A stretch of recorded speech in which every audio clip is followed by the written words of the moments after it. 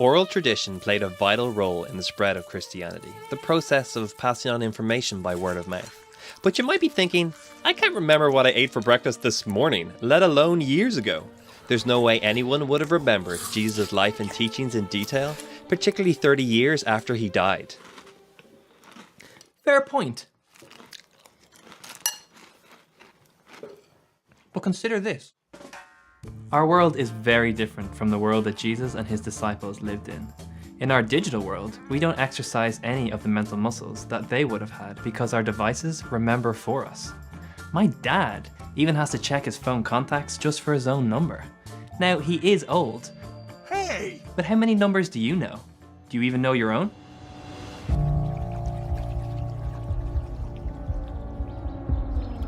In first century Jewish culture, the ability to memorize was unbelievably impressive. When Jesus called his first disciples away from a life of fishing, they would have been embarking on a brand new journey that would have required them to consume vast amounts of his teaching and remember it. Since this was before the days of printing, learning was mostly communicated through the spoken word, and the average mind was culturally wired to be able to digest and repeat information, often word for word. Rabbis at that time, as part of their training, would have committed to memorizing the entire Hebrew scriptures. That's like the entire Old Testament. To us, it's like a science textbook.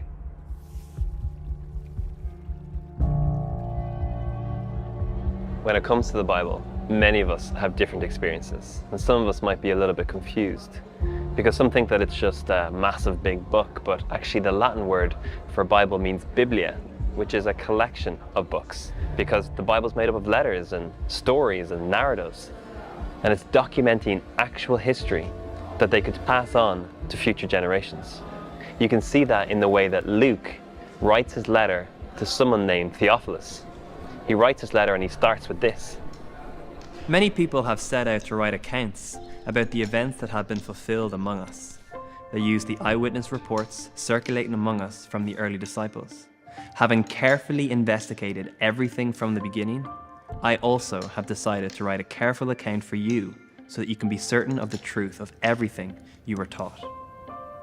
Luke worked hard to get his facts straight about Jesus, but it's not as if he posted online and it got 1 million shares. It's more that his personal email to Theophilus was forwarded to the world. So what we have then is Luke and 3 other writers telling the same story, but from different perspectives. So why is there still much doubt about the reliability of these eyewitness accounts? The answer is that no matter how much evidence there are to support them, these stories will always be tough to believe. Now, if it was just a guy walking around teaching, then many wouldn't have a problem.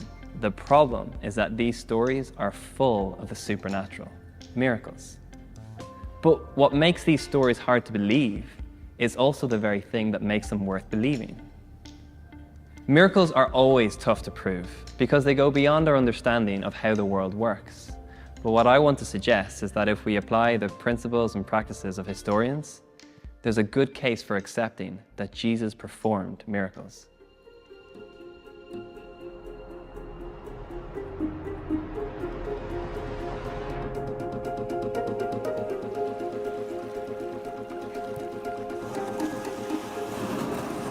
Firstly, we have the Gospel accounts, and each account describes miracles of many kinds.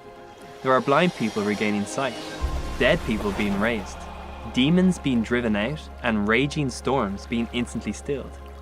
Would Jesus have been able to draw crowds of thousands over a span of 3 years from his baptism at 30 to his death at 33 if he was a fake the whole time?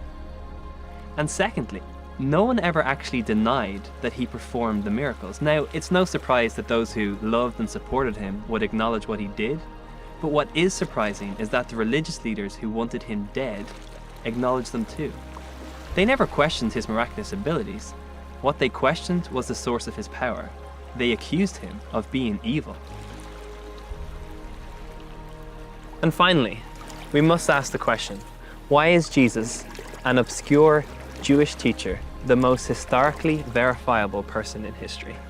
Why is there more written about him than any other king or emperor that lived before or after him? I suggest that he must have done something extraordinary.